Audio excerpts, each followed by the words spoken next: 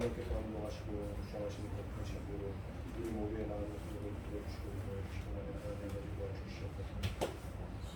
살아계신 하나님 아버지 감사합니다. 하나님의 사랑과 은혜로 또 우리를 붙들어 주시고 주 앞에 나와 예배할 수 있도록 인도하시면 감사합니다. 성령으로 예배하게 하시고 신령과 진정으로 주 앞에 나가는 우리 각 사람 되어서 하나님 기뻐하신 시간이요 또 우리 영혼이 은혜와 생명으로 충만한 시간 될 수 있도록 주님이 함께하여 주시옵소서. 원수가 방해할 수 없도록 우리 각각의 영혼을 지켜주시고 하나님을 향한 간절한 마음 사모한 심령으로 예배할 수 있도록 우리 모두를 도우시고 인도하여 주시옵소서. 감사드리며 예수 이름으로 기도합니다. 아멘. 하늘에 계신 우리 아버지여 이름이 거룩히 여김을 받으시오며 나라의 임하옵시며 뜻이 하늘에서 이룬 것 같이 땅에서도 이루어지이다. 오늘날 우리에게 일용할 양식을 주옵시고 우리가 우리에게 죄 지은 자를 사하여 준 것 같이 우리 죄를 사하여 주옵시고 우리를 시험에 들게 하지 마옵시고 다만 악에서 구하옵소서. 나라와 권세와 영광이 아버지께 영원히 있사옵나이다. 아멘. 우리의 연약한 모습을 다 아시고 우리를 사랑으로 돌아보시는 하나님 앞에 감사한 마음으로 예배도 찬양하도록 하겠습니다. 하나님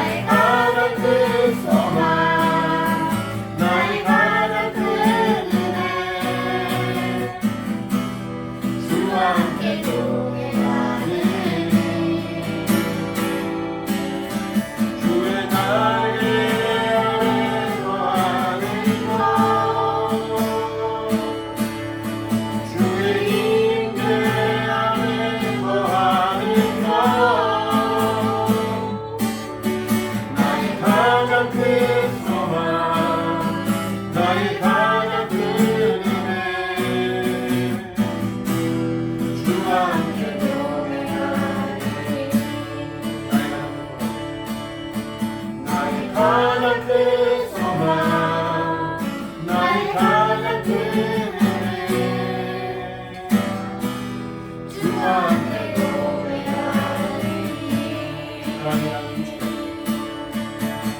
사랑이 나를 쫓으시네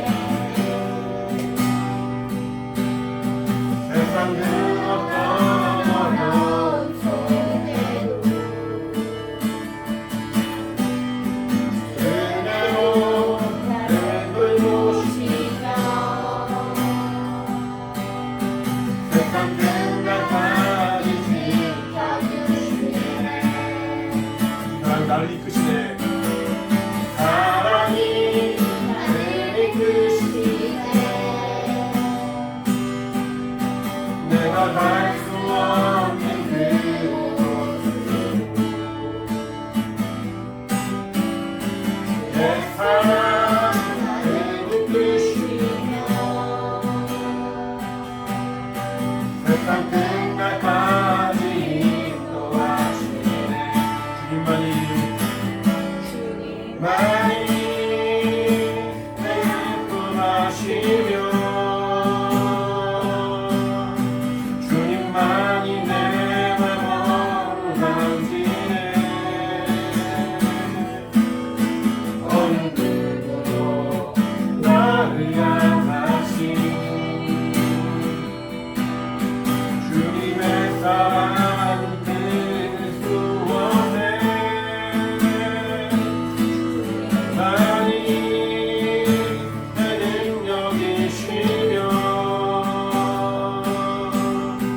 주님만이 나의 구원이시네 어느 누구도 나를 향하시 주님의 사랑이 끊을 수 없네 청소하겠습니다 사랑이 나를 숨쉬네 세상 그 어떤 어려움 속에도 은혜로 나를 돌보시며 세상 끝날까지 지켜주시네 그 사랑이 나를 이끄시네 사랑이 나를 이끄시네 내가 갈 수 없는 그곳으로 주의 사랑 나를 이끄시며 세상 끝날까지 인도하시네 주님만이 내 아픔하시네 주님만이 내 아픔하시며 주님만이 내 맘을 만지네 어느 누구도 나를 향하시 주님의 사랑을 끊을 수 없네 주님만이 내 능력이시며 주님만이 나의 구원이시네 어느 누구도 나를 향하시 주님의 사랑을 끊을 수 없네 주님만이 내 아픔하시며 주님만이 내 아픔하시며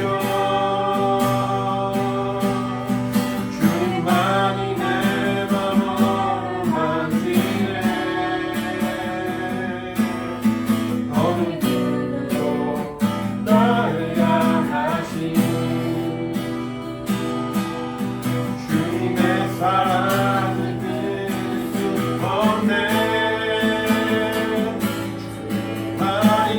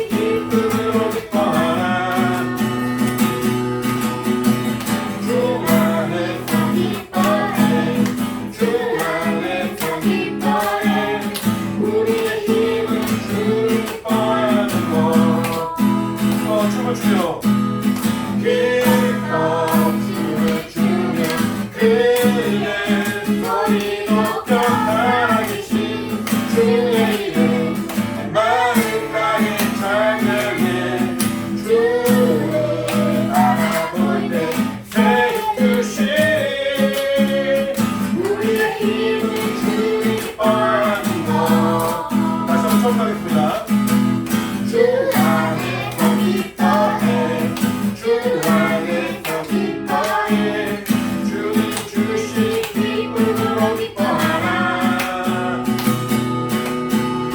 주 안에서 기뻐해 주 안에서 기뻐해 우리의 힘을 주님 기뻐하는 것 기뻐 춤을 추며 기뻐 춤을 추며 그대 소리 높여 살아계신 주의 이름 마음 다해 찬양해 주를 알아볼 때 새 힘드시리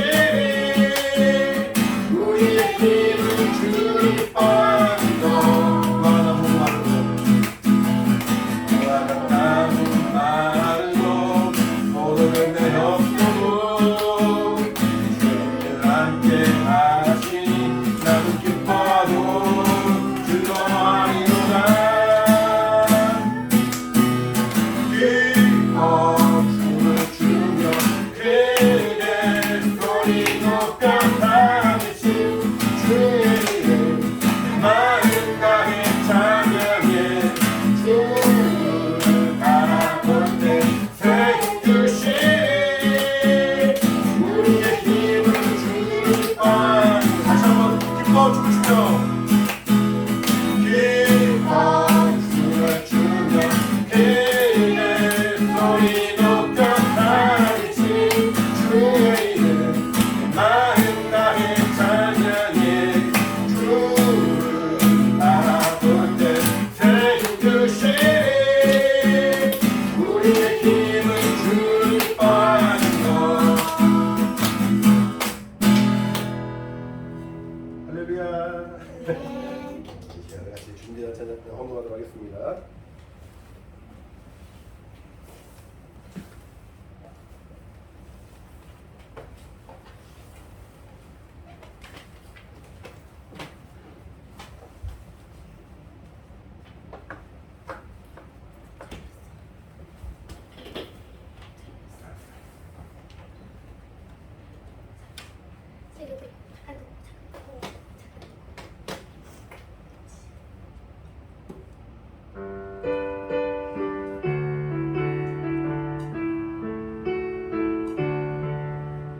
내 마음에 사랑이 향유가 싹들고 있어요 예수님 만난 날부터 내 마음에 사랑이 오직 예수 내 마음의 기쁨이 랄랄라 싹이 들고 있어요 예수님 만난 날부터 내 마음의 기쁨이 오직 예수 내 마음의 평화가 랄랄라 싹이 들고 있어요 예수님 만난 날부터 내 마음의 평화가 오직 예수 기도하겠습니다. 하나님 아버지 감사합니다. 하나님이 사랑하시는 우리 영혼들 주 앞에 나와서 또 예배할 때또 귀한 예물에 하나님을 향한 믿음과 그 중심을 담아서 주 앞에 헌금할 수 있사오니 하나님 가까이 영혼들 기억하시고 위로해 주시옵소서. 사랑하는 어린이들 윤서원, 윤서우 어린이, 또 김예민 어린이, 김예훈 어린이 함께 하지 못했지만 또 온라인으로 예배하는 헌금한 영혼들 자리에도 마음을 모은 모든 영혼들을 하나님 기억하시고 인도하셔서 참으로 함께하고 있으나 멀리 있으나 참으로 주의 사랑과 은혜가 우리 안에 충만할 수 있도록 주님 함께 해주시고 특별히 우리 어린이들이 하나님의 사랑과 은혜를 어려서부터 깊이 체험하고 주님의 사랑의 점을 분명히 아는 믿음의 사람들 되어서 하나님 귀하게 쓰시는 거룩한 공동이 되도록 주님 함께 하시고 인도하여 주시옵소서. 가까이 온 가족 가운데 하나님의 사랑과 은혜가 충만하여서 더욱더 믿음으로 접해 나가는 우리 모든 영혼들을 원하오니 성령으로 인도하여 주시옵소서. 시간도 함께 하신 날 감사드리며 예수 이름으로 기도합니다. 아멘. 그러므로 우리 모든 영혼들에게 하나님의 신령한 모이기를 예수 이름으로 축원합니다. 아멘. 할렐루야. 아멘. 같이 말씀 보겠습니다. 하나님 말씀은 누가복음 8장입니다.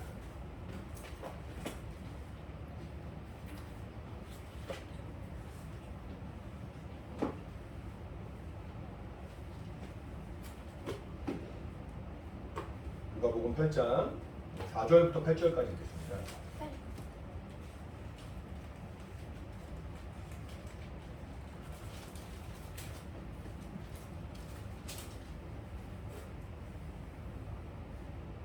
누가복음 8장 4절부터 8절까지 함께 읽어가겠습니다. 시작. 각 동네 사람들이 예수께로 나와 큰 무리를 이루니 예수께서 비로 말씀하시되 씨를 뿌리는 자가 그 씨를 뿌리러 나가서 뿌릴새 더러운 길가에 떨어짐에 밟히며 공중의 새들이 먹어버렸고 더러운 바위 위에 떨어짐에 나다가 습기가 없으므로 말랐고 더러운 가시떨기 속에 떨어짐에 가시가 함께 자라서 기운을 막았고 더러운 좋은 땅에 떨어짐에 나서 100배 결실을 하였느니라. 이 말씀을 하시고 외치시되 들을 귀인 자는 들을지어다. 아멘. 하나님은 우리를 정말 자신의 마음과 뜻과 힘을 다해 사랑해 주신 분이십니다. 심지어는 자신의 목숨까지도 내어주시며 우리 사랑하신 분이십니다. 하나님이 모든 만물들을 하나님의 뜻대로 창조하셨고 하나님이 그 말씀대로 정하신 대로 모든 만물들이 움직이지만 그 모든 피조물들이 하나님의 사랑을 받지는 못하거든요. 그러니까 하나님을 위하여 존재하고 하나님이 계획하신 가운데 지어진 것이지 하나님이 사랑하신 존재는 아니거든요. 근데 성경은 말하기를 우리 인간은 하나님의 사랑받는 존재라고 합니다. 따라해볼까요? 하나님은 나를 사랑하신다. 나를 사랑하신다. 다시 한번 하나님은 나를 사랑하신다. 나를 사랑하신다. 나를 사랑하시는 그 이유와 목적은 내가 착해서 훌륭해서 내가 뭔가 선한 마음이 있어서 하나님이 나를 사랑하신 것이 아니라 하나님이 우리를 사랑으로 작정하신 거예요. 처음부터 우리를 사랑의 존재로 지으신 거예요. 정말 내가 사랑하는 존재, 내가 사랑하는 자. 그래서 하나님이 주실 수 있는 가장 좋은 것을 주셨어요. 이 땅의 모든 피조물들은 각각의 모양과 형상대로 지은 것 같지만 사람만큼은 하나님의 모양대로 하나님의 형상을 따라 지었다 성경은 말하거든요. 그러니까 지을 때부터 정말 힘을 다해 짓는 거예요. 힘을 다해. 우리 그 사진 찍어본 적 있죠? 사진 찍어봤어요? 사진 찍어봤을 때 우리 단체로 여러 명 같이 찍을 때 있잖아요. 그때 그 여러 명이 찍었을 때 그 수많은 사람들이 있지만 사진 딱 보여주면은 뭐부터 봐요? 자기부터 봐요. 자기부터. 자기 얼굴이 잘 나왔나 안 나왔나. 아무리 배경이 이쁘고 옆에 사람도 이쁘게 나왔어도 내가 눈 감고 있으면 이 사진 잘못 찍은 사진이에요. 그쵸? 다 자기가 중심이에요. 자기 얼굴이 잘 나왔으면 좋겠고 자기 얼굴이 이쁘게 나왔으면 좋겠어요. 옆에 아이는 이쁘게 나왔는데 나는 이렇게 눈이 막 이렇게 뒤집어졌고 막 이렇게 딴 데 보고 있고 막 그러면은 잘 찍자고 막 그럴 거예요. 분명히. 내가 제일 잘 지킬 거예요. 잘 지키기를. 다 자신을 사랑하고 자신을 가장 아끼거든요. 근데 내가 가장 아끼는 나의 모습, 나의 형상을 우리에게 주신 분이 바로 하나님이신 거예요. 그러니까 하나님의 형상의 모양대로 우리를 지으셨다는 그 자체만으로도 우리를 처음 창조하실 때부터 우리를 사랑의 존재로, 사랑할 만한 존재로 내가 정말 사랑하고 그 사랑을 충분히 누릴 만한 존재로 우리를 지어주셨다는 거예요. 우리 옛날에 그 어린이들의 그 인권이라든가 그런 것이 발달하지 못한 그런 때는 또 아이들을 많이 낳을 때는 지금은 뭐 우리가 많아봐야 3명, 4명이고 적은 경우는 1명인 경우도 있고 막 그러잖아요. 그러니까 아이들 한 명 한 명이 너무너무 소중합니다. 옛날에는 이렇게 막 10명씩 낳는 경우도 많았어요. 10명씩 낳았으면 정신 없었겠죠. 이 집도 엄청 복잡했을 거예요. 그러면 엄마가 혹은 아빠가 10명의 아이를 다 돌아보지 못하니까. 더군다나 옛날에는 아버지들은 자식들을 별로 돌보지 않았어요. 오로지 엄마가 다 돌아보는 거예요. 어머니 2분 계신데 10명의 자식을 혼자 돌볼 수 있겠어요? 아마 이렇게 엄두도 못 낼 겁니다. 감당이 안 되는 거예요. 그러니까 그때는 큰아이가 동생을 돌아보고 동생을 이렇게 더 보살피고 하는 거죠. 우리 서아가 서울을 이렇게 돌아봐서 집에서도 제2의 엄마처럼 잘 감당하고 있고 또 서우도 언니의 도움을 잘 받는 그런 것처럼 나이 차가 좀 많이 있는 그런 언니들이 또 이제 동생들을 돌아보고 막 이렇게 보살펴 주는 거죠.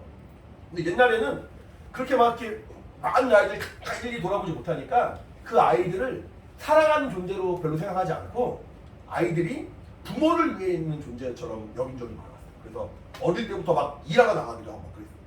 돈 벌러 나가기도 하고 이렇게 뭔가 이렇게 집안일을 해야 되고 그런 아이들을 돌아보는 그런 마음이 많지 않았기 때문에 옛날에는 이제 아이들은 부모를 위해 존재한다라고 어른들 생각했습니다. 옛날 사람들은. 지금은 그렇지 않죠. 부모님들이 자식 한 명 한 명을 얼마나 사랑하는지 몰라요. 하나님도 그 사랑이 충만하신 분이신데 그가 가장 사랑하는 분은 하나님의 유일하신 아들 한 분 누구예요? 하나님은 누구예요? 예수님이죠. 그 예수를 너무너무 사랑하시는데 그 예수님의 모습대로 그 예수님의 그 피로 말미암아 살리신 그 예수님의 은혜로 말미암아 죄악 가운데 구별하신 우리 인간은 하나님이 예수님을 사랑하는 그 마음을 우리 사랑하셨다고 우리가 알 수 있는 거예요. 독생하신 하나님의 아들, 유일하신 하나님의 아들 예수 그리스도를 사랑하는 그 사랑의 마음으로 우리를 사랑해 주시고 우리를 은혜 가운데 인도해 주시고 우리를 생명으로 붙들어 주신 분이 바로 우리 하나님이십니다. 예수님이 뭐라 말씀하시냐면은 도적이 오는 것. 도적이 뭐예요? 도적? 도둑 알아요? 도둑? 도둑과 도적이 같은 말이에요. 도적이 오는 것은 우리를 죽이고 멸망시키고 우리의 것을 빼앗으려는 것이지만 인자가 온 것은 인자는 예수님을 말해요. 예수님이 이 땅에 오신 것은 생명을 주고 더 풍성하게 하려니라 성경 말합니다. 하나님은 아들 예수 그리스도를 땅에 내어주시면서 예수로 말미암아 우리에게 생명이 임하도록 하셨고 예수로 말미암아 그 생명이 풍성하도록 우리에게 그 길을 열어주셨고 예수님도 아버지의 그 명령에 순종하여서 이 땅에 오실 때는 내가 가는 것이 저들에게 생명이다. 내가 가서 저들을 위하여 피 흘려 죽는 것이 내가 대신 저들을 위하여 십자가에 달려 죽는 것이 저들에게 생명이요 저들에게 은혜의 길이다라고 주님은 아시고 모르고 오신 분이 아니에요. 모르고 와가지고 하나님 저한테 그럴 수 있어요? 제가 어떻게 저 죄인들 왜 죽습니까? 라고 당황하고 뭔가 부담스러워하신 것이 아니라 오실 때부터 죽기 위하여 오신 분이에요. 죽기 위하여. 많은 사람들의 대속물로 오셨다는 말이에요. 대속물이란 말은 대신 속한단 말이에요. 속한단 말이 무슨 말인지 모르죠? 속한다. 속한다는 말은 이게 값을 치르는 것을 말해요. 예를 들어서 뭔가 물건을 사려면은 돈을 지불해야 되죠. 그래 안 그래요? 그냥 가져오면 돼야 안 돼요? 그냥 가져오면 뭐예요? 도둑질이에요. 그냥 가져오면 큰일 나요. 뭐든지 무슨 물건을 사려면은 값을 치르고 현금을 주든 카드를 이렇게 긁든 계좌이체를 하든 어쨌든 값을 치르고 나서야만이 가져갈 수 있는 권한이 있는 거예요. 예수님은 죄의 대가가 사망인데 우리가 죄로 말미암아 죽게 되었으니까 대신 그 죄값을 치르심으로 말미암아 대신 죽어지심으로 말미암아 우리를 위하여 생명의 길로 인도해 주셨고 그가 대신 속한다 대신 그 값을 치른다 라는 말처럼 대속물로 자신의 목숨을 내어주심으로 말미암아 우리가 생명을 얻었고 그 생명이 더 풍성하게 되었다 성경은 말하는 거예요. 하나님의 아들 예수 그리스도 이 땅에 오신 이유는 우리로 하여금 생명을 주고 풍성하게 하려 하심이라고 말합니다. 이것이 우리에게 은혜요. 이것이 우리에게 구원의 길이 열린 하나님의 방법입니다. 근데 세상에 많은 사람들이 이 사실을 들어도 인정하지 않는 경우도 있죠. 들어도 모르는 경우도 있습니다. 혹은 들어서 은혜를 알았는데도 불구하고 여전히 방황하고 여전히 세상으로 향하는 마음이 생기고 신앙을 유지하지 못하고 하나님께 나아가지 못하는 많은 사람들을 봅니다. 그럴 때 성경은 뭐라고 말하냐면 우리 요한복음 13장 볼까요?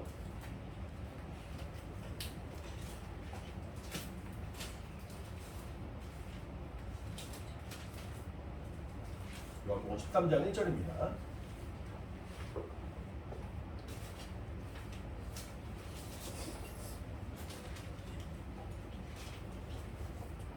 요한복음 13장 1절 같이 목소리 듣겠습니다. 자, 시작. 6월절 전에 예수께서 자기가 세상을 떠나 아버지께로 돌아가실 때가 이른 줄 아시고 세상에 있는 자기 사람들을 사랑하시되 끝까지 사랑하시니라. 여기 뒷부분만 세상에부터 하자. 시작. 세상에 있는 자기 사람들을 사랑하시되 끝까지 사랑하시니라.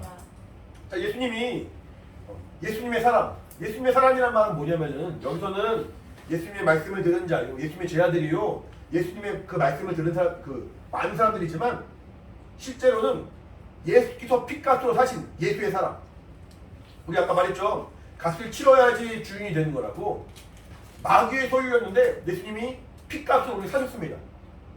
마귀가 우리를 올가매고 우리의 주인 노릇하고 우리의 아비 노릇하면서 마귀가 지옥에 가야 되는데 우리가 마귀가 지옥 갈 때 같이 끌려가야 되는데 예수님이 값을 주고 우리를 사오신 거예요. 누가 사듯이 누가 사온 거예요. 그러면은 우리의 주인 누구예요? 우리의 주인은 마귀예요? 아니에요. 우리 주인은 마귀는 우리를 방해할 수 없는, 우리를 속일 수 없는, 우리를 넘어뜨릴 수 없는 이제는 우리와 단절된 존재고 우리는 예수님의 것이 되었어요. 여기 보니까 세상에는 자기 사람들을 사랑하시대. 자기 사람들. 예수님이 자기 사람을 사랑하시되 끝까지 사랑하신다 말합니다. 자기 피로 사신 예수의 사람들을 사랑하시는데 끝까지. 그 끝이란 말이 언제냐면은 우리 예빈이랑 서아가 초등학교 졸업할 때까지? 예수님이 초등학교 졸업할 때까지만 사랑하실까? 중학교 때 사랑하지 않으시나? 그러면은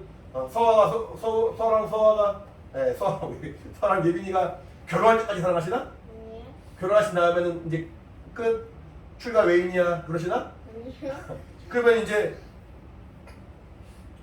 교회 열심히 나오다가 신앙생활 열심히 하다가 한번 나 신앙생활 안 할래.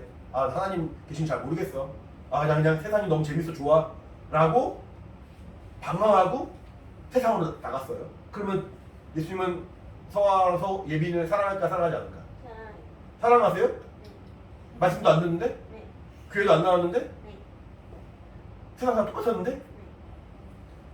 예수님은 혹시라도 우리가 범죄하고 넘어지고 실패하고 실수할지라도 그것을 저버리지 않으시고 그렇다고 해서 내쳐버리지 않으시고 끝까지 사랑하신다는 거예요. 끝까지. 그 끝이란 얘기는 다시 돌아올 때까지란 말도 되고 그 끝이란 얘기는 우리가 죽을 때까지란 말도 되고 그 끝이란 말은 죽은 이후에도 예수님이 이 땅에 오신 그날 혹은 영원한 날까지 우리가 영원히 이제 하나님 나라에 살 건데 우리가 은혜 받고 하나님의 나라에 정말 시민이 되어서 그 나라에 거할 것인데 그러할지라도 그 사랑과 그 은혜는 변함이 없다는 거예요.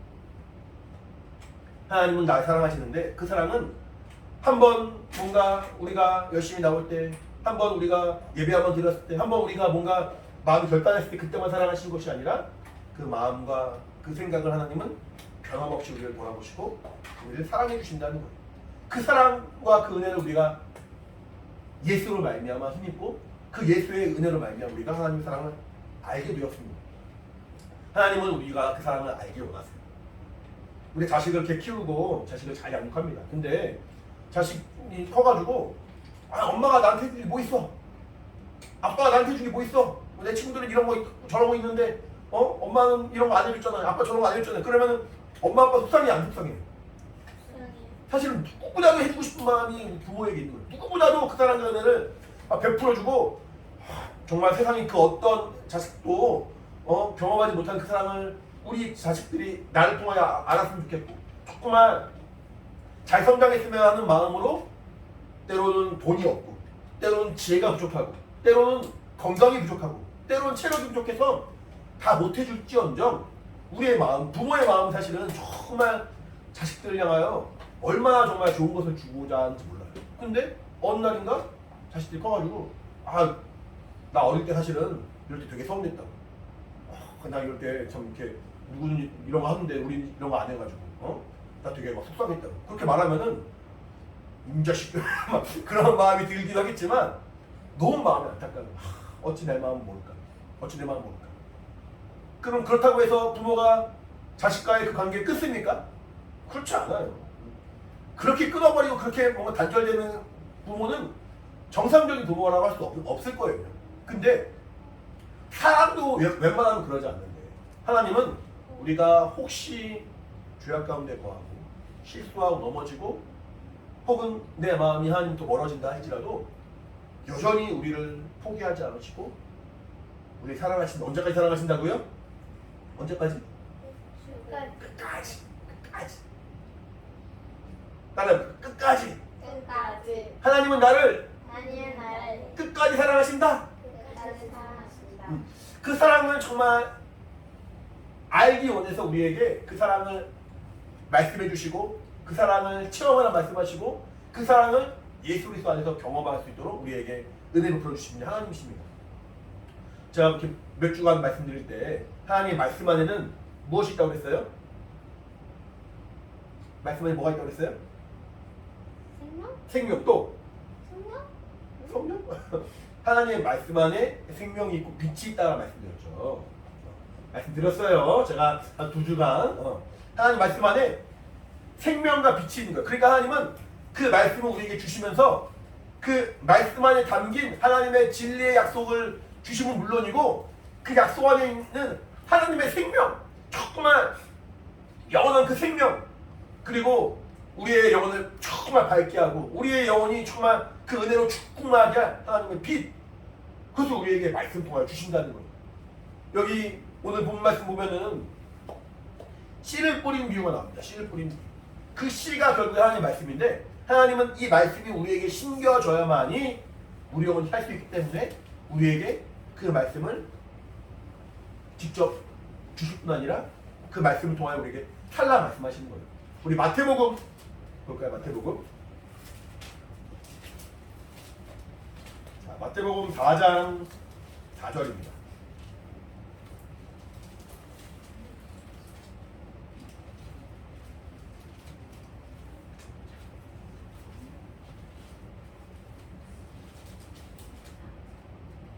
마태복음 4장 4절입니다. 같이 시작. 예수께서 대답하여 가라사대 때 기록되었으되 사람이 떡으로만 살 것이 아니요 하나님의 입으로 나오는 모든 말씀으로 살 것이니라 하셨느니라 하십니다. 자, 보니까 사람이 떡으로만 살 것이 아니요. 그쵸? 떡으로만 어떻게 살아요? 물도 먹어야 되고요, 밥도 먹어야 되고요, 아이스크림도 먹어야 되고요. 여기서 말하는 떡은 우리가 말하는 뭐 인절미라든가 뭐 절편이라든가 그런 떡을 말하는 것이 아니라 우리 입으로 먹는 그 음식을 말하는 거예요. 사람이 입으로 먹는 음식만으로 살지 못한다. 그 다음에 뭐라고 말했어요? 하나님이 입으로 나오는 모든 말씀을 것이다. 그 말은 뭐냐면은 나의 육체는 내 육체의 어떤 그런 부족함을 채울 수 있도록 육체의 그 배고픔을 채울 수 있도록 음식을 먹어야 되지만 나의 영혼은 음식 먹은 것으로 배불러주지 않는다는 거예요. 나의 영혼은 하나님의 말씀을 받아 먹음으로 산다는 거예요.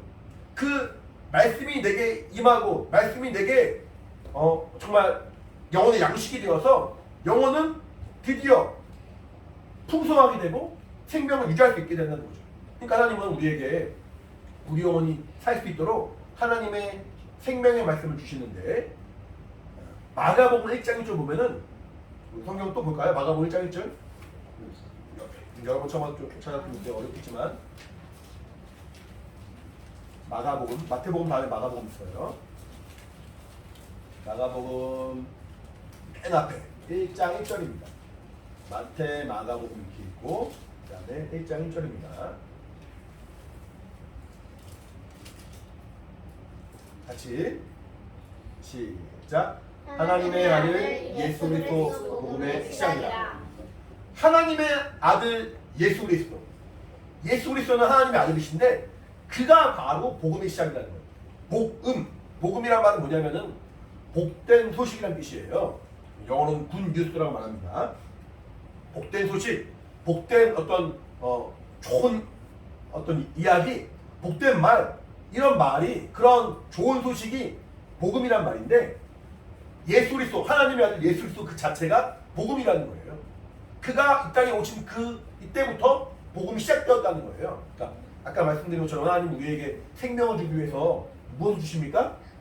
우리 영혼에 생명 주기 위해서 우리 영혼에 생명 주기 위해서 말씀을 주시는 거예요. 말씀. 따라해볼까? 하나님은 하나님은 우리 영혼에 우리 영혼에 생명을 주기 위해서 생명을 주기 위해서 하나님의 말씀을 주셨다. 하나님의 말씀을 주셨다. 하나님의 말씀을 우리가 받아 먹음으로 우리 영혼이 사는 거예요. 근데 예수께서 이 땅에 오신 그 자체가 말씀이 심겨지고 말씀이 전파됐다는 거죠. 그가 바로 복음이요. 그가 바로 이 땅에 오신 그 시점부터가 복음의 시작이 되었다는 거거든요. 그러므로 하나님은 우리를 사랑하셔서 우리에게 하나님의 아들 예수를 보여주시고 그가 우리 영혼의 양식이 되고 그가 우리 영혼을 살리는 생명의 말씀이 되어주셨다 성경 말하는 겁니다. 무슨 말인지 이해가 돼요? 조금 어려워요? 예수님 요한복음에 뭐라고 말씀하시냐면은 살리는 것은 영이니 우리 육체의 어떤 것이 우리를 살리는 것이 아니라 살리는 것은 영이니 우리 육체는 무익하다. 도움이 되지 않는다. 육체가 쓸모없다는 그 말이 아니라 육체의 것은 우리 영혼을 살리지 못한다는 거예요. 살리는 것은 영이니 육은 무익하니라. 내가 너에게 이른 말이 내가 너에게 준 그 말씀이 내가 너에게 알려준 그 말씀이 영이요 생명이라고 요한복음 6장 13절에 말해요. 그러니까 예수님 자체가 복음의 시작이시고 그가 복음의 시작으로서 이 땅에 오신 그분이 말씀을 전하셨는데 그 말씀이 우리에게 영이 되고 생명이 된다는 거예요. 하나님은 이 영이요 생명이 하나님의 말씀을 우리에게 주시기 위하여 아들을 보내주셨고 아들은 이 땅에 오셔서 그 복음의 시작을 우리에게 보이시고 복음의 시작과 동시에 우리에게 말씀을 증거하신다는 거죠. 우리 복음 말씀이 누가복음 8장인데 누가복음 8장 4절부터 8절까지 읽었거든요. 우리가 그 뒤에 보시면은 복음 말씀에 대한 해석들이 나와요. 11절부터 11절. 자, 8장 11절. 누가복음 8장 11절입니다. 같이.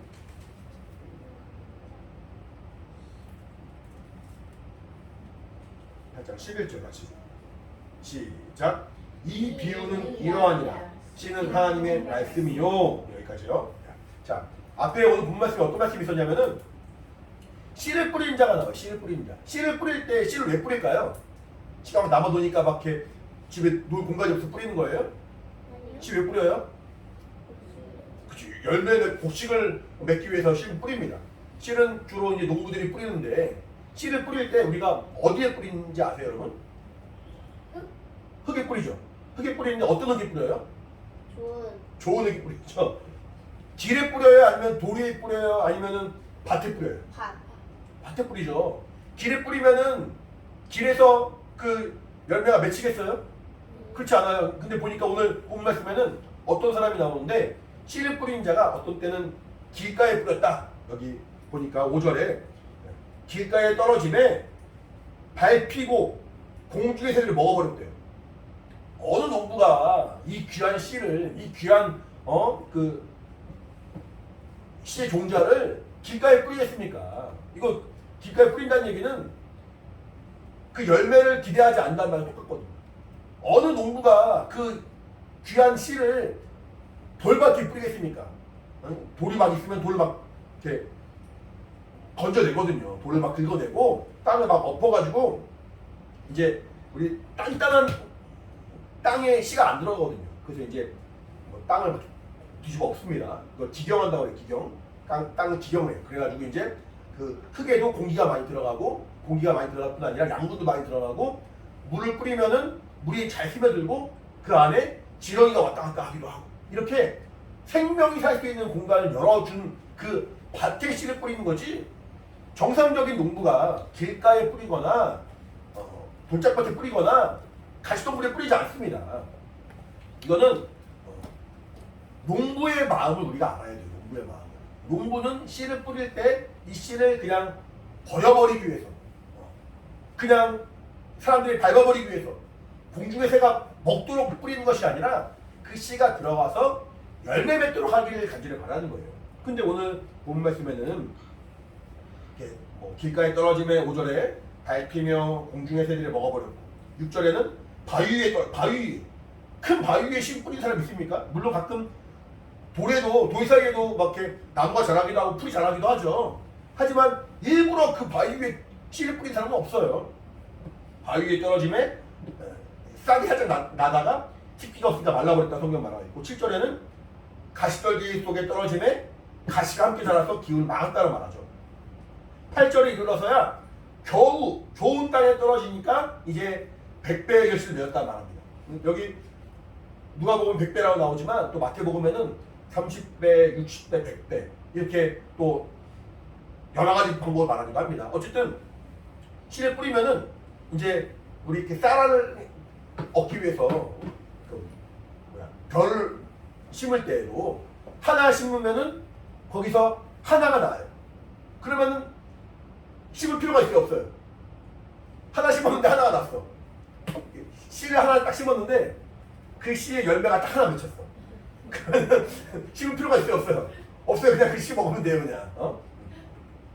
심으면은 나무가 자라든 아니면 이렇게 뭐 벼가 나오든 거기서 많은 열매를 맺혀야지 심는 이유가 있는 거예요. 그렇지 않으면 이걸 아끼고 막 수고하고 심을 필요가 없는 거예요. 왜 괜히 심어가지고 수고하고 아까운 거 먹지 않고 땅에 썩게 만들고 물 주고 돌아보고 벌레가 생기지 않는데 돌아볼 필요가 없어요. 겨우 하나만 날 거라면은 심으면은 나오는 게 한 100배는 맺혀요. 100배는. 우리 그 옥수수 같은 경우도 제가 뭐 이렇게 농사를 적은 적은 없지만 옥수수 한 알에 얼마나 많은 것이 맺혀져 있어요. 그 안에 몇백 개, 몇천 개 막 있고 막 그러잖아요. 그런 옥수수가 몇 개씩 열리고 막 그러잖아요. 하나가 심겨지면은 여기 말하는 100배는 어떻게 보면은 최소한의 숫자예요. 농부가 그 씨를 심을 때는 수많은 결실을 기대하는 거예요. 그러니까 어느 농부가 근데 길가에 뿌리겠냐는 거죠. 근데 여기서는 굳이 길가와 바위와 가시덤불을 말하고 있습니다. 그러면 그 내용에 대해서 좀 볼게요. 우리 12절 볼게요. 12절. 8장 12절 같이 읽겠습니다. 시작. 길가에 있다는 것은 말씀을 들은 자니 이에 마귀가 와서 그들로 믿어 구원을 얻지 못하게 하려고 말씀을 그 마음에서 빼앗는 것이오.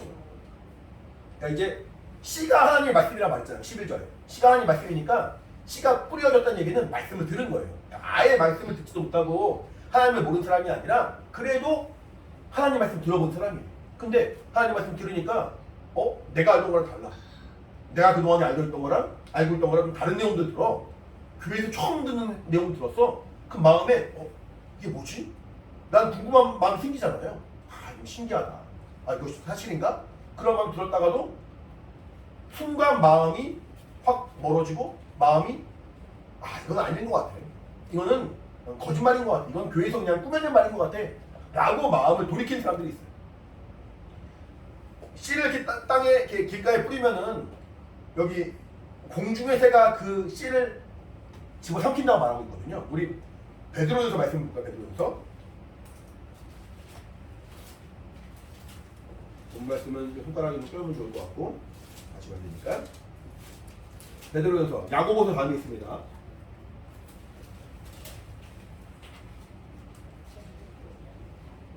베드로전서 5장입니다.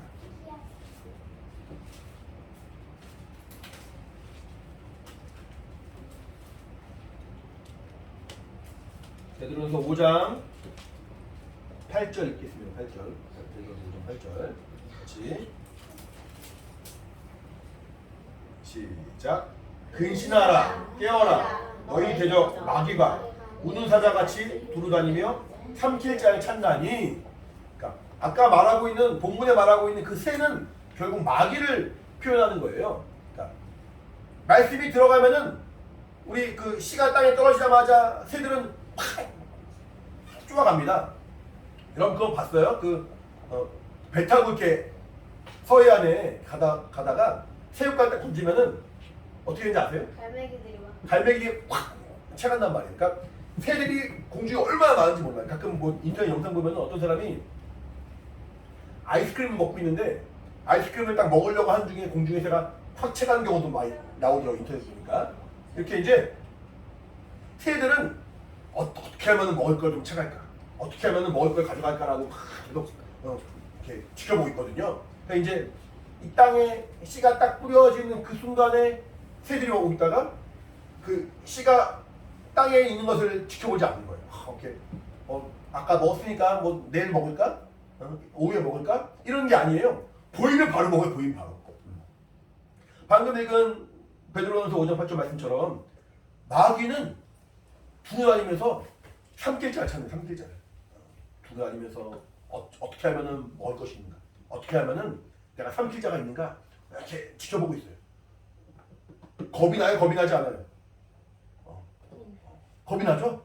내가 조금만 마음을 이렇게 유지하지 못하면은 내 신앙을 유지하지 못하면은 마귀가 나를 삼킬자로 여겨서 우리를 집어삼킬 수 있으니까 겁이 날 수 있는 거예요. 근데 마치 길가에 뿌려진 사람들은 이런 마귀의 어떤 노림수에 노출된 사람이고 언제든지 잡혀갈 수 있는 사람, 언제든지 잡혀 먹힐 수 있는 사람이라는 거죠.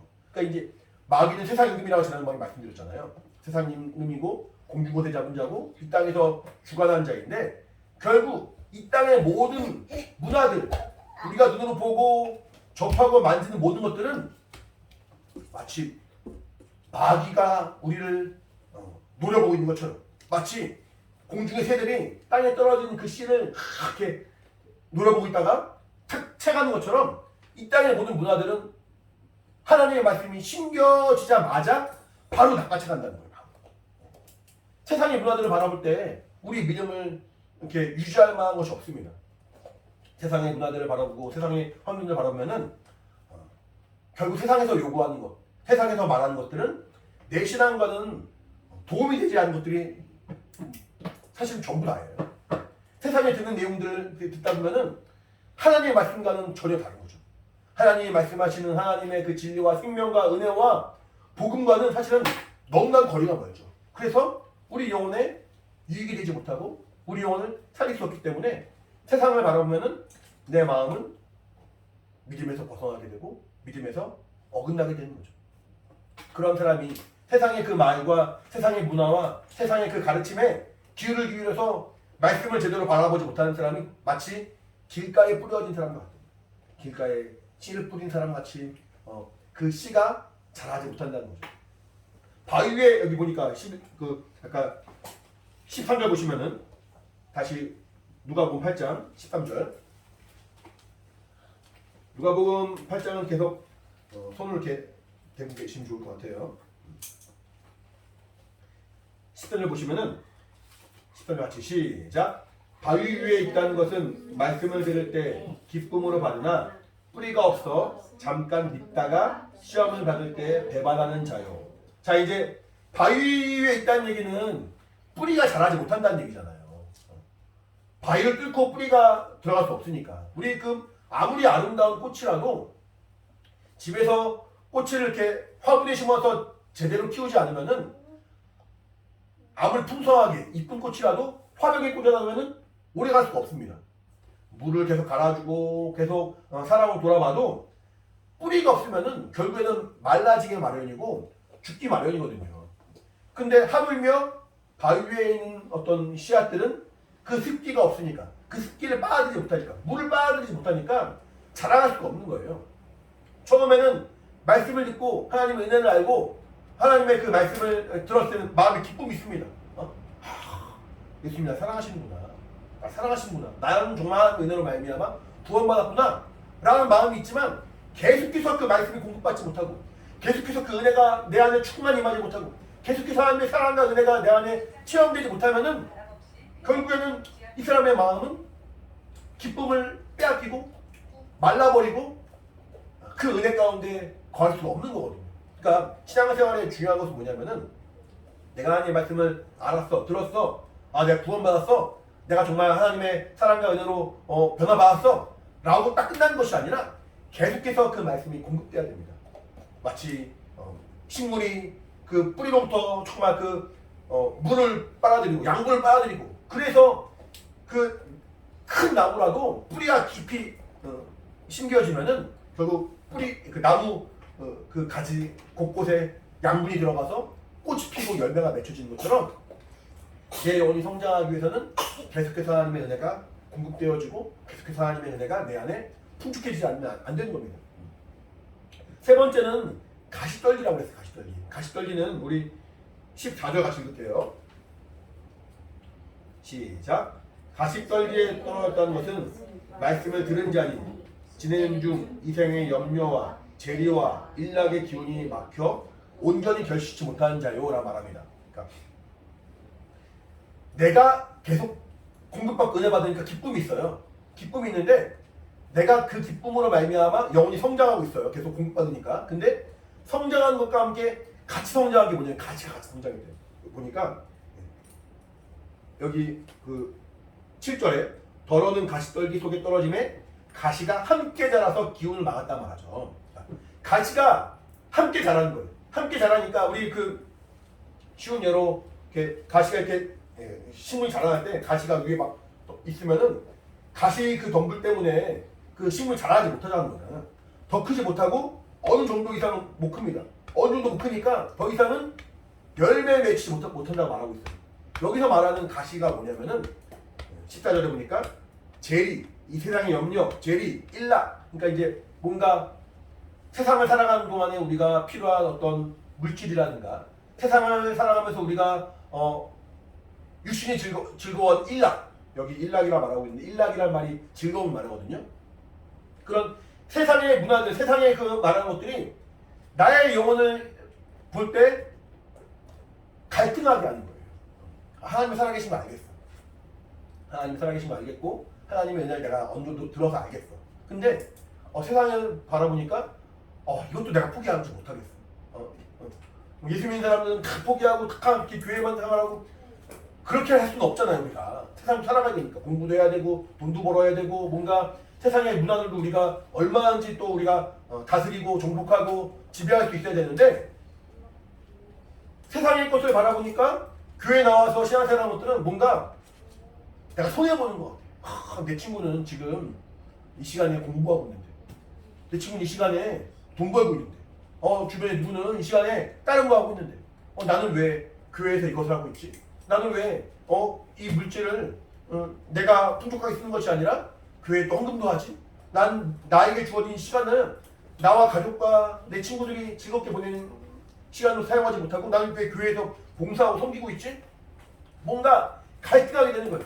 갈등하게 되니까 주저하면서 하나님을 부정하지는 않는데 세상도 같이 누리고 싶고 양쪽에 발을 같이 디디고 있는 거죠. 그러니까 아무것도 못하면서 갈등만 하다가 기회만 지나가는 거예요. 갈등만 하다 기회만 지나가니까 아까 말했죠. 씨를 뿌리는 것은 씨로 말미암아 열매를 맺기 위함인데 열매가 맺혀지지가 않는 거예요.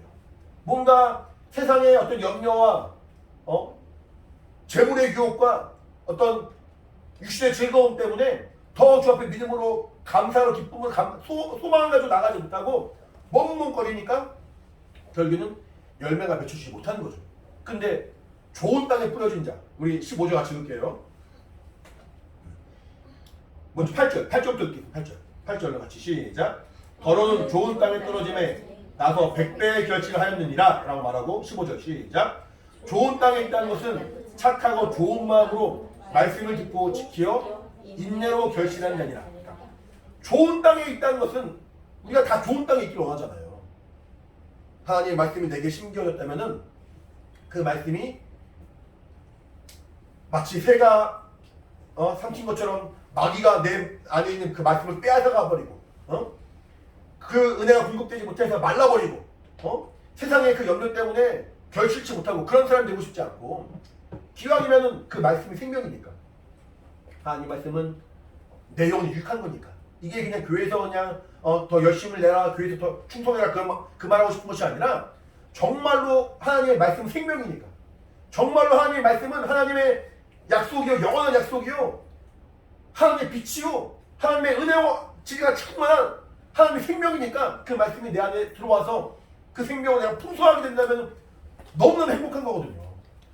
너무나도 기쁘고 즐거운 거거든요. 그렇다면 그 말씀이 내게 썩어지지 않고 그 말씀이 내게 결실을 맺고 뭔가 하나님 역사를 봐야 되는데 100배의 결실을 보려면은 좋은 땅, 좋은 밭이 되어야 되는 것이고 좋은 땅, 좋은 밭이 되었을 때 드디어 100배의 결실을 맺힐 수 있단 말합니다. 그러면은 난 어떻게 해야지 하나님의 그 결실 맺는 자가 될 것인가? 나에게 말씀을 주신 아버지의 마음에 합당한 자가 될 것인가? 씨를 뿌린 자가 어리석은 농부가 아니라면은 정상적인 농부는 다 밭에 뿌릴 텐데 아까 말했지만 누가 길가에 뿌리겠습니까? 누가 돌밭에 뿌릴 것이고 누가 가시덤불에 뿌리겠습니까? 다 돌을 제껴버리고 길가가 있다면 길을 다 기경해버리고 돌을 다 건져내고 잡초들 다 제한 다음에 풍성한 어떤 그런 밭에 풍족한 밭에 씨를 뿌린 것이 정상적인 농부의 마음이죠. 농부는 우리의 마음이 그러길 원하는 거예요. 하나님의 그 마음은 우리의 심령이 좋은 밭이 되길 원하는 거예요. 근데 좋은 밭은 뭐냐? 좋은 땅은 뭐냐면은 15절에 착하고 좋은 마음으로 말씀을 듣고 지키어 인내로 결실한 자라 말합니다. 좀 길죠? 착하고 좋은 마음으로 말씀을 듣고 지키어 인내로 결실하는 자. 우리 말이 좀 기니까 우리 마태복음 줄게. 마태복음 13장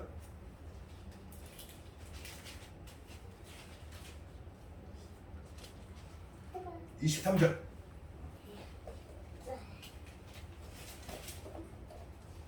마태복음 13장 23절입니다. 같이 시작. 좋은 땅에 뿌렸다는 것은 말씀을 듣고 깨닫는 자니 결실하여 혹 100배, 혹 60배, 혹 30배가 되느니라 하시더라.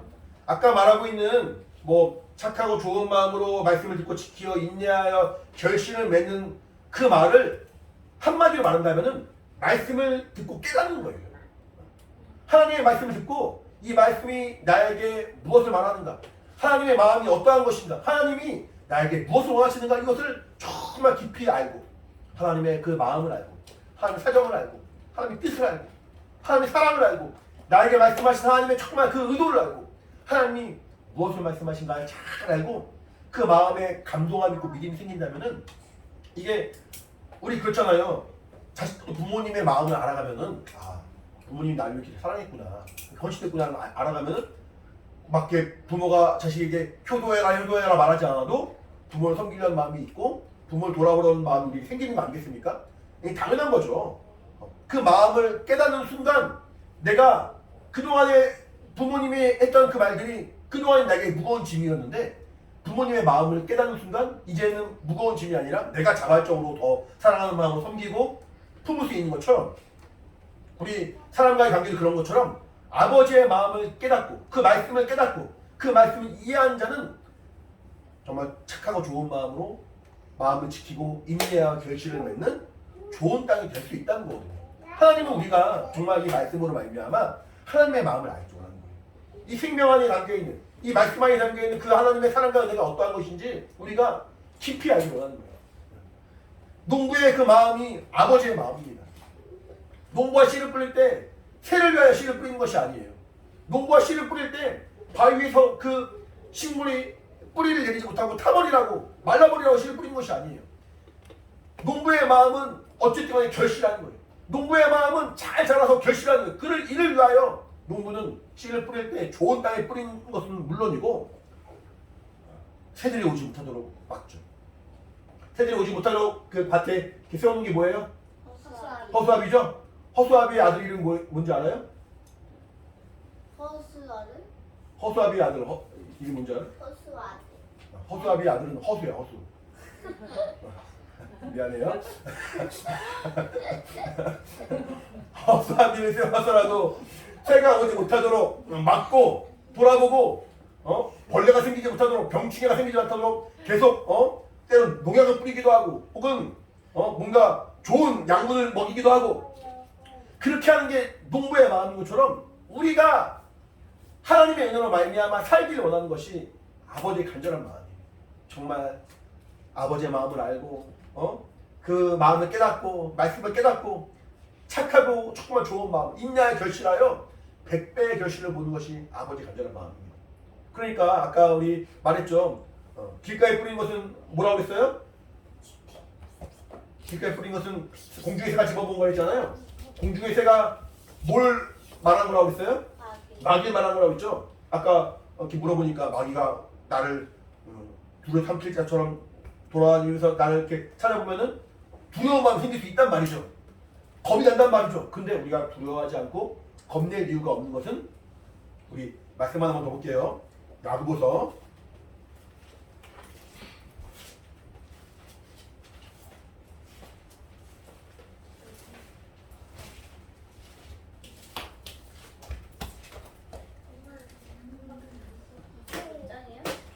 4장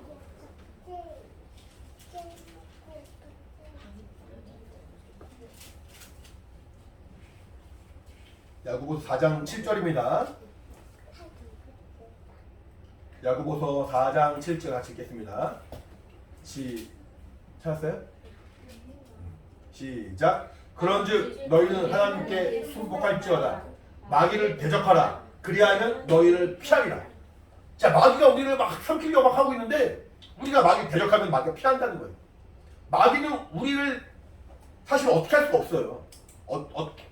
사실은 우리를 노려보고 우리 안에 있는 그 말씀을 빼앗아가려고 막 몸부림치고 있지만 우리의 틈을 보고 있지만 그렇다고 해서 우리가 두려워하거나 겁낼 이유가 없는 것은 우리가 마귀를 대적한다는 말은 마귀를 인정하지 않고 마귀를 막 미워하고 내가 말씀대로 살려는 그 믿음을 잘 지킨다는 그 말이에요. 마귀를 대적한 마귀가 더 이상 우리를 노려보지 못하고 도망간다는 거예요. 피한다는 거예요. 세상 임금이 우리를 두려워해서 떠나간다는 거예요. 내가 마귀를 두려워해서 어떻게 할까? 하나님 말씀이 내게 들어왔는데 마귀가 훔쳐가면 어떡하나? 뺏어가면 어떡하나? 마음이 졸여 있을 것이 아니라 하나님, 내가 말씀으로 승리하기 원합니다. 믿음으로 승리하기 원합니다. 마귀 떠나갔죠. 믿음으로 막 결단하고 믿음으로 마귀를 막 대적을 하면 마귀는 도망가고 피한다는 거예요. 이렇게 영적인 실상을 알아야 될 것이고 계속해서 은혜 받기 위하여 뿌리가 내려서 그 뿌리에서 물을 흡수하는 것처럼 계속해서 은혜 받도록 내가 주의 말씀에 귀를 기울이고 예배와 정말 주 앞에 나아가는 모든 영적 시간에 마음을 정말 정할 필요가 있습니다. 그렇게 하나님의 말씀을 내가 믿음으로 말미암아 세상을 향했던 우리의 마음, 세상에 정말 이렇게 쏠려있던 우리의 마음이 하나님을 향한 마음으로 은혜와 진리가 충만한 우리의 심령이 하늘의 그 소망으로 충만하다면은 우리가 더 이상 아까 말한 것처럼 세상 염려와 재료와 일락에 우리가 매어서 결실치 못하는 자가 아니라 하나님의 그 은혜와 사랑을 정말 바라고 소망한 자가 되어서 영광 가운데 나간 자가 될 것이고 결국 하나님의 응답을 소유하고 결실하는 자가 될 거라는 거거든요.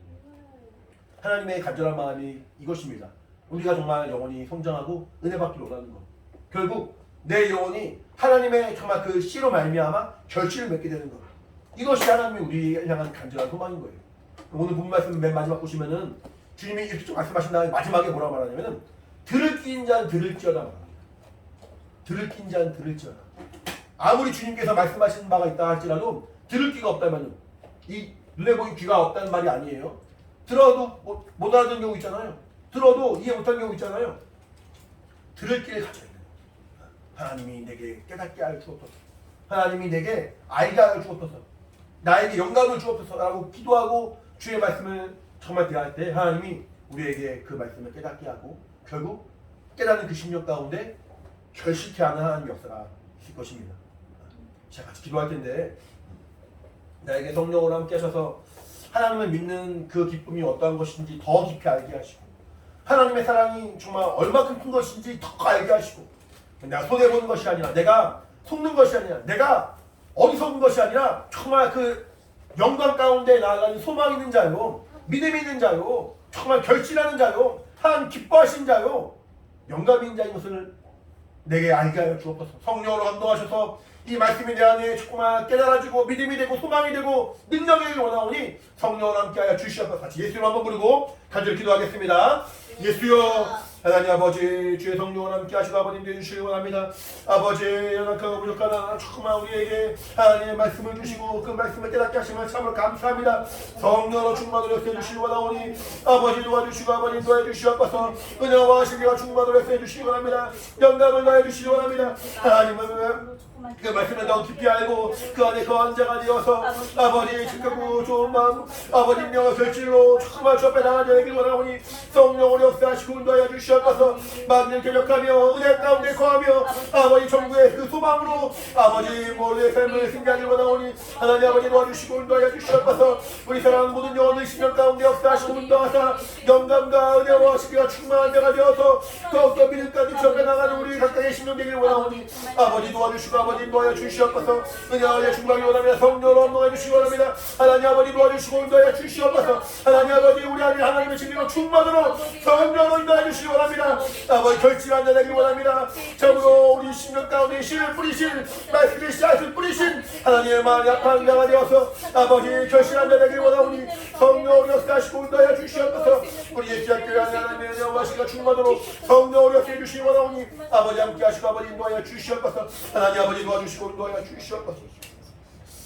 사랑과 은혜가 풍성하신 하나님 감사합니다. 우리가 연약하나 우리를 포기하지 않으시고 우리를 끝까지 사랑하시는 하나님의 그 사랑과 은혜를 따라 주 앞에 나왔사오니 우리 영혼의 하나님의 생명의 말씀이 온전히 심겨지게 도와주시고 원수가 방해할 수 없도록 도와주시며 은혜가 충만하게 도우셔서 결실한 자 되길 원하오니 100배의 결실을 맺는 자 되길 원하오니 성령으로 함께 하시고 인도하여 주시옵소서. 우리에게 생명 주신 하나님의 그 사랑과 은혜가 우리 안에서 헛되지 않도록 도와주시고 더욱더 그 은혜 가운데 거한 자가 되어서 참으로 주의 복음이 정말 그 생명이 나로 말미암아 귀한 열매를 맺는 믿음의 증거가 되도록 우리 모두의 심령을 붙들어 주시고 인도하여 주시옵소서. 이 시간 또 정말 주님께서 우리를 위하여 피 흘려 죽으신 그 은혜를 기억하며 성찬합니다. 성령으로 감동하사 참으로 정말 하나님의 사랑과 은혜가 우리 안에 더욱더 믿음의 고백으로 정말 고백되게 도와주시고 더욱더 하나님을 사랑하는 마음으로 접해 나갈 수 있도록 주님이 역사하시고 인도하여 주시옵소서. 우리 사랑하시고 함께 하심을 감사드리며 예수 이름으로 기도합니다. 아멘. 성찬하는 시간 갖겠습니다.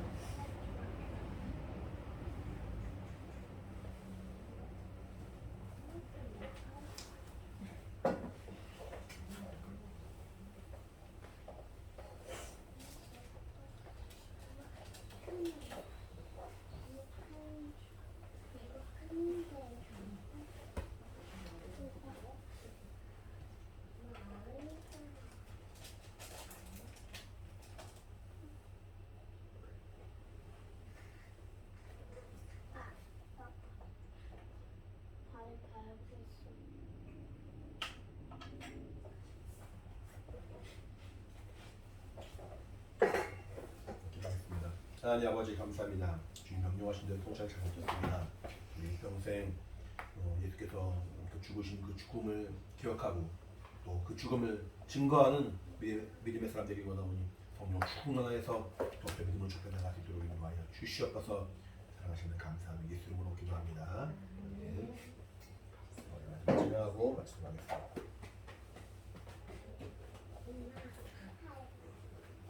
하나님 앞에 나아가는 우리의 신앙이, 우리의 믿음이 우리 영혼의 더 즐거움과 기쁨과 행복이 됩니다.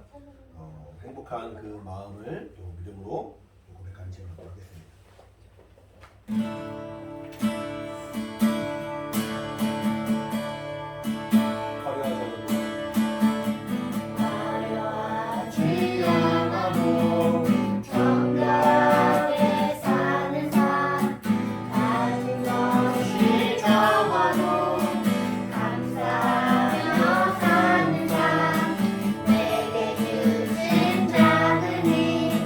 나눠주며 사는 삶 이것이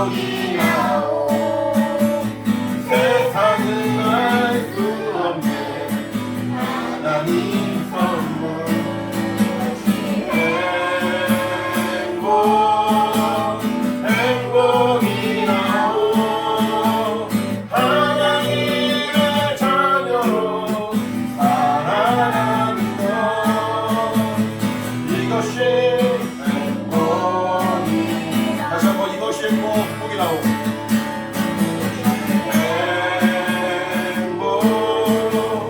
행복이라오 세상이 알 수 없는 하나님 선물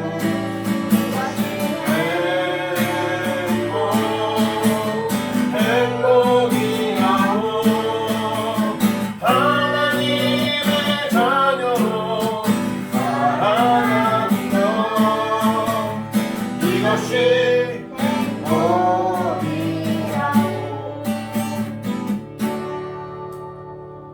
이 행복을 평생 누리신 여러분들이 바랍니다. 마치겠습니다. 이제는 우리 주 예수 그리스도의 은혜와 하나님 아버지 크신 사랑과 성령의 감동하신 역사하심이 함께 예배한 사랑하는 우리 모든 영혼들 각각의 심령과 가정 환경 가운데 이제부터 영원히 함께 있을지어다. 아멘. 네. 우리 예배 받으신 하나님께 감사의 박수 마치겠습니다. 감사합니다.